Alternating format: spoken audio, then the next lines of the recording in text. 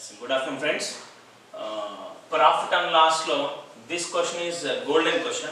At the same time, SSC 2018 mains law CGL kuchindandi. So CGL lo mains kuchindi ante question lo oka depth untundi. Concept బాగా తెలిసినప్పుడు మాత్రమే question ఈజీగా solve చేసడానికి అవకాశం ఉంటుంది. అలాంటి pattern question is very important. చూస్తేనే మామూలు question లాగే ఉంటుంది, బట్ టైం ఎక్కువగా తీసుకుంటూ ఉంటుంది. ఫ్రాక్షన్ మెథడ్లో మనం సాల్వ్ చేసినప్పటికీ కొంచెం టైం, అంటే మల్టిప్లికేషన్లో కొంచెం ఎక్కువగా ఉండడము, ఈక్వేట్ చేసుకుంటూ ఉండడము, అటువంటి ప్యాటర్న్ కొంచెం ఎక్కువగా ఉంటుంది. సో ఈ క్వశ్చన్స్ ఎలా సాల్వ్ చేయాలి, ఏ కాన్సెప్ట్ ప్రకారం సాల్వ్ చేయాలి అనేటువంటిది ఈ క్వశ్చన్ చూద్దాము. Very very very important question. Clear? So first of all ఈ క్వశ్చన్లోకి జనరల్ మన ఫ్రాక్షన్ మెథడ్లో వెళ్తే ఎలా ఉంటుందంటే, క్వశ్చన్లోకి వెళ్దాం. ఫస్ట్ ఆఫ్ ఆల్, ఒక వ్యాపారి తన వస్తువుల మీద 19% రాయితీని ఇచ్చి అమ్మినప్పటికీ అతనికి 17% లాభం వస్తుంది. అంటే 19% డిస్కౌంట్ ఇచ్చి మనం అమ్మినా కూడా అతనికి స్టిల్ 17% ప్రాఫిట్ గెయిన్ అవుతున్నాడు.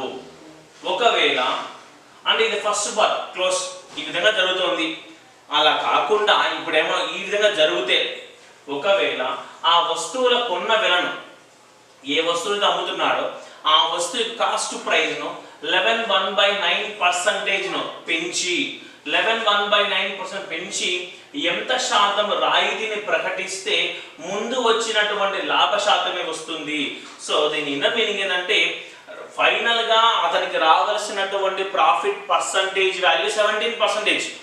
మన ఏ కేసులో మీరు అమ్ముకోండి, ఫస్ట్ కేసు అయినా సరే సెకండ్ కేసు అయినా సరే, ఫైనల్లీ 17% ప్రాఫిట్ రావాలి. సెకండ్ కేసులో 17% ప్రాఫిట్ రావాలి అంటే ఈ కాస్ట్ ప్రైస్ కు 11/9% పెంచి ఎంత పర్సెంటేజ్ డిస్కౌంట్ ఇవ్వాలి అంటే ఇక్కడ మనం కనుక్కోవాల్సింది what is the discount percentage value. Clear? So first of all ఈ క్వశ్చన్ మనము కాన్సెప్ట్ ప్రకారం సాల్వ్ చేద్దాము. అది ఎలా తీసుకోవాలి అనేది ఈ క్వశ్చన్ మీకు చెప్తాను. ఈ క్వశ్చన్ చాలా ఇంపార్టెంట్. ఈ pattern questions number of exams repeat అవుతూ ఉంటాయి. ఒకసారి ఈ క్వశ్చన్ సాల్వ్ చేసి ఆ కాన్సెప్ట్ కూడా ఎలా వస్తుంది అది కూడా మీకు చూపిస్తాను. మీరు ఒకసారి ఏంటంటే, ఇంతవరకు మనం ఫ్రాక్షన్ మెథడ్ ఎలా చేసామో అది ట్రై చేయండి. అలా చేసిన ఆన్సర్ వస్తుంది, బట్ ఏమైనా కొంచెం టైం టేకింగ్ పడుతుంది compare to this concept. Clear? So question దగ్గరికి వస్తే ఇక్కడ రెండే స్టెప్స్ ఉంటాయమ్మా. The ratio of cost to price on market price, అంటే కొన్న వెల మరియు ముద్రణ వెల యొక్క నిష్పత్తిని కనుగొనాలి. ఈ కాన్సెప్ట్ లో క్వశ్చన్లు వస్తాయి. అంటే ఒక వస్తువు మీద రాయితీని ప్రకటించి అమ్మినప్పటికీ మనకి లాభం వస్తుంది అనే సెంటెన్స్ మన కంటికి కనపడంగానే to find first of all cost price and market price ratio. ఇది ఏ విధంగా అనుకోండి, కాస్ట్ ప్రైస్ అంటే 100 - D, మార్కెట్ ప్రైస్ అంటే 100 + P. ఇది ఎలా వచ్చాయి అనేటువంటిది కూడా మీకు ఎక్స్ప్లెయిన్ చేస్తాను. ఫస్ట్ ఆఫ్ ఆల్ క్వశ్చన్ చూద్దాం. ఇక్కడ 100 - D అంటే 100 - 19, that is 81 is to 100 plus profit. So how much percentage profit? 70. So 100 plus 17, 117. After cancellation 9 9s 9 months 30. Clear? 9 is to 30. Cost to price is 9 parts, market price is 13 parts. ఇది కూడా fraction involve అయి ఉంటుంది ఈ method లో కూడా. ఓకేనా? Cost ఇవి ఎలా తీసుకోవాలి అనేటువంటి ఐడియా మీకు వచ్చిందంటే question is easy. Cost price కనుక్కున్నాను, మార్కెట్ ప్రైస్ కనుక్కున్నాను. మార్కెట్ ఎందుకు కనుక్కోవాల్సి వచ్చిందంటే క్వశ్చన్ ఏమడుతున్నాడు, వాడు డిస్కౌంట్ పర్సంటేజ్ వాల్యూ కనుక్కోండి అంటున్నాడు. డిస్కౌంట్ మనం దేని తీస్తాం, మనము ముద్రణ వెల మీద తీస్తాం. క్లియర్? కాబట్టి మార్కెట్ ప్రైస్ తీసుకున్నాము. ఇక్కడ కొన్న వెల మనకేం అవసరం ఉందంటే, ఇన్ సెకండ్ కేస్ ఒకవేళ ఆ వస్తువుల కొన్న వెలను 11/9% పెంచి అన్నాడు. మరి 11/9% వాల్యూను ఫ్రాక్షన్ లోకి మారుస్తే వాల్యూ ఎంత అండి? పర్సంటేజ్ లో ఫస్ట్ వీడియోలో మీకు చెప్పాను. 11/9% ఫ్రాక్షన్ లో మార్చిన వాల్యూ ఇస్ 1/9. అంటే ఒక భాగాన్ని పెంచాలి అంటున్నాడు ఇక్కడ. What is the cost price? How many parts? The old cost price is 9 parts. According to the second sentence of our question, 1 part is increasing, that is the new cost to price. New cost to price is 10 parts. ఒకవేళ వస్తువుల కొన్న వెలను 11/9 పెంచి పెంచారు, 10 భాగాలైంది. ఓకేనా? ఇప్పుడు రాయితీ ఇవ్వాలి. ఎలా ఇవ్వాలి రాయితీ అంటే, ముందు నాకు ఎంత లాభశాతం వచ్చిందో అంతే లాభశాతం రావాలి అంటున్నాడు. అంటే 17% ప్రాఫిట్ రావాలి అంటున్నాడు.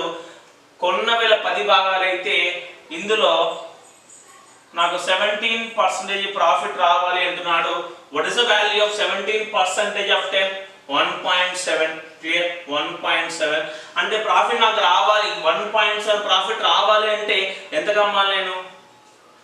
That is 11.7. 10 plus 1.7, 11.7. Selling price of that product is 11.7. ఇలా ఇచ్చినప్పుడు మాత్రమే ప్రీవియస్ గా ఎంత పర్సంటేజ్ ప్రాఫిట్ వచ్చిందో అంత వాల్యూ మనకి ఇక్కడ వస్తుంది. ఇప్పుడు క్వశ్చన్ ఏమంటున్నా అంటే, వాడు డిస్కౌంట్ కనుక్కోవాలి. డిస్కౌంట్ ఎప్పుడు దేని డిపెండ్ అయి ఉంటుందండి? Marked price. Marked price how many parts? 13 parts. Selling price is how many parts? 11.7 parts. What is the difference of these two values? That is 1.3. But in our question they will ask in terms of percentage, means 1.3 అనేటువంటి ఈ value, discount వాల్యూను in terms of percentage అడుగుతున్నా అంటే 1.3. The market price is 13 parts. In terms of percentage means into 100 is equal to 10% close. Clear? So ఇది మనం solve చేసాం. ఇప్పుడు okay, ఇక్కడ కాన్సెప్ట్ చూద్దాం ఒకసారి. అంటే కాస్ట్ ప్రైస్ అంటే 100 - d ఎందుకు తీసుకోవాలి, మార్కెట్ ప్రైస్ 100 + p ఎందుకు తీసుకోవాలి చూద్దాం ఒకసారి. మీరు ఫ్రాక్షన్ మెథడ్లో చేసినా కూడా ఆన్సర్ వస్తుంది, బట్ కొంచెం టైం ఎక్కువ పడుతుంది. ఈ ప్యాటర్న్ ఈ విధంగా చేస్తే కొంచెం ఈజీగా ఉంటుందండి. గోల్డెన్ రూల్ అమ్మ.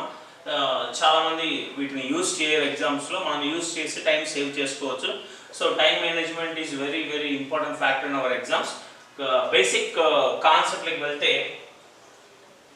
కాస్ట్ ప్రైస్ ఒక వస్తువు కొన్న వేళను కొంత లాభాన్ని అమ్ముతున్నాడు, అది సెల్లింగ్ ప్రైస్ వాల్యూ అవుతుంది. క్లియర్? నెక్స్ట్ ఇక్కడ ఇదే కాస్ట్ ప్రైస్ మీద కొంత ధరను మార్కప్ పర్సన్ పెంచితే ఆ వాల్యూ మనకు మార్కెట్ ప్రైస్ అవుతుంది. అంతే కదండి? కొన్న వేల మీద కొంత ధర పెంచితే అది ముద్రణ వేల అవుతుంది.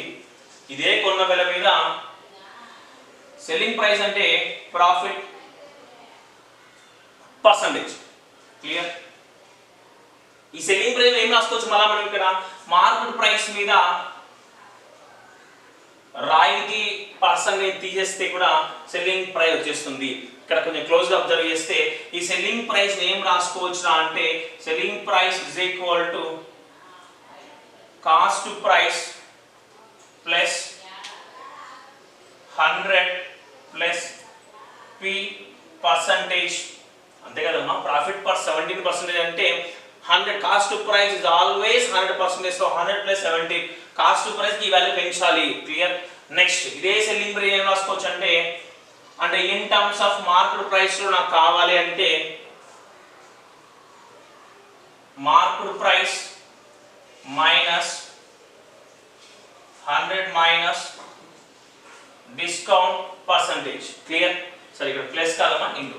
సరే sir, this value sir product symbols not plus or minus. Clear?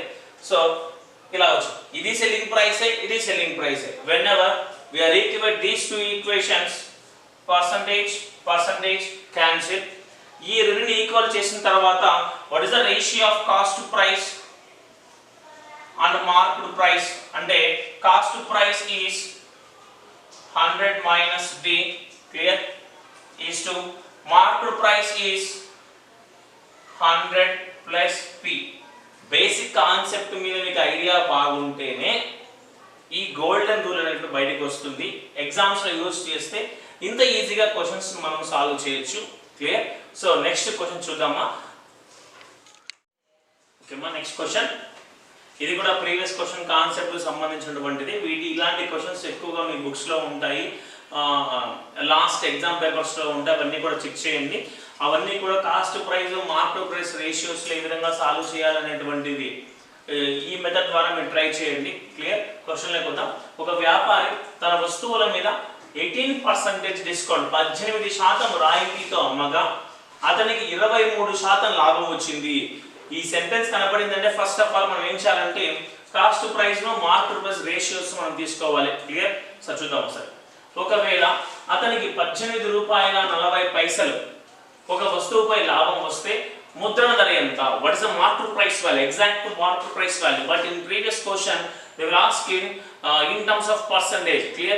But in this question we will mention exact value of market price, clear? Question వెళ్దాం సరే.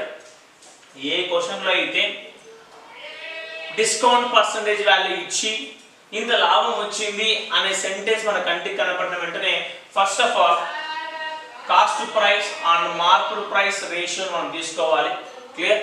సో కాస్ట్ ప్రైస్ అనగానే ఇంకా మన ప్రతి క్వశ్చన్ మనం రాసుకొని రావాల్సిన అవసరం లేదమ్మా. 100 మైనస్ డిస్కౌంట్ 100 ప్లస్ ప్రాఫిట్ అనేది మీ మైండ్ లో సెట్ అయిపోవాలి. సో హియర్ 82 is to 123 రేషియోని మారుస్తే 41 2s and 41 3s, clear? Okay, next the ratio of cost to price and the market price is 2:3.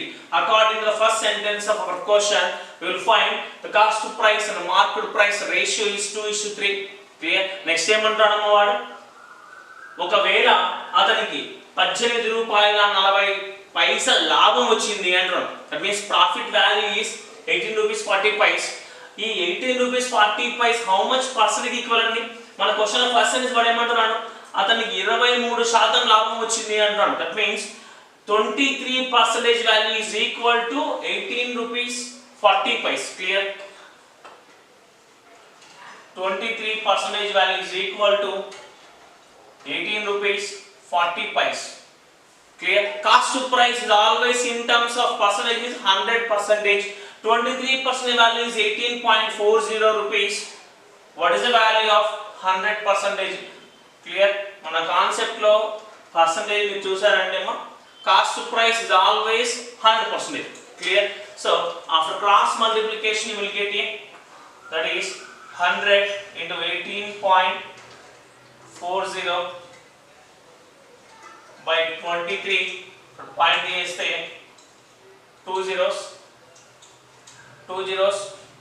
cancel.